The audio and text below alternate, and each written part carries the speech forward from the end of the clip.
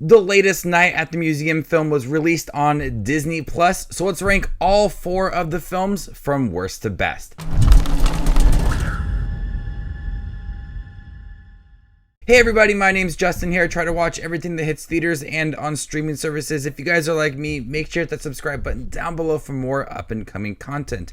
Leave your ranking down below. How would you rank all 4 of the Night at the Museum films, with the latest animated version being on Disney Plus? Coming in last place is Night at the Museum Kahmunrah Rises Again. This is the animated film that I like some of the story. Having Nick Daly in the film, Larry Daly's son, I liked that continuation of that story. The animation feels off for most of the characters. The voice acting does not match any of the characters that we got in the live action trilogy. Robin Williams, Ben Stiller, Ricky Gervais, they don't sound anything like that. But bringing back these characters was fun. The villain was repetitive. Kahmunrah was in the second film, played by Hank Azaria, so the villainous plot in here feels like it was used. It doesn't feel brand new at all. With it being a short film, you don't have much development for the characters.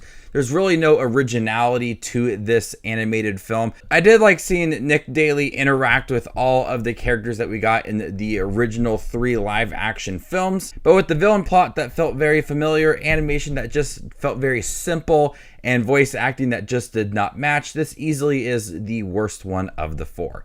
Coming in third place is Battle at the Smithsonian. This was a fun film. I think all 3 of the live action Night at the Museum films are enjoyable. They are highly entertaining family films. And this one's fun. It's got a really quick pace to it. We do introduce a lot of new characters. Amy Adams is playing Amelia Earhart. We also have Bill Hader in here. Darth Vader makes an appearance. Hank Azaria is fun as Kahmunrah.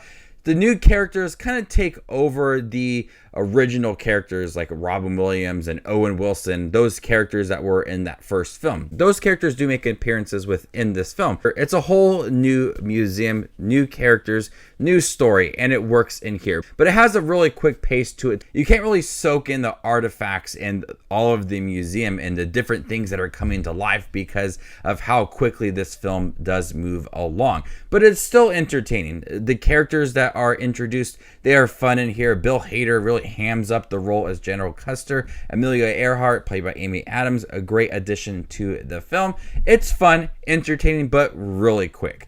Coming in second place is Secret of the Tomb. This is the 3rd film. It's got a lot of heart to it. We have a lot of the original characters returning for more screen time in here.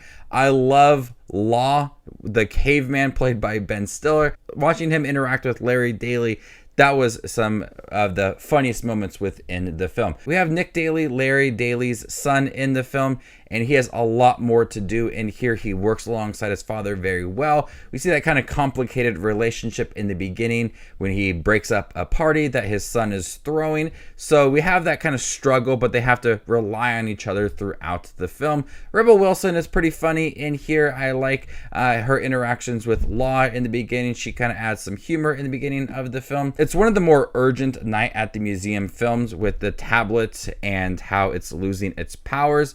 You love these characters, and if the tablet loses all its powers, you don't get to see them interact with each other anymore. So you feel that urgency going throughout this film. It's so fun to see Robin Williams once again as Teddy Roosevelt, and the last line in here was really heartbreaking. I love his performance within this film, but everybody just works well together. You have that chance for the original characters to shine through here and all contribute to the film. But coming in first place is the first Night at the Museum film. I watched this film so much as a teenager. I think it came out in 2006, I believe, or 2005, one of those years. Anyways, I was a teenager.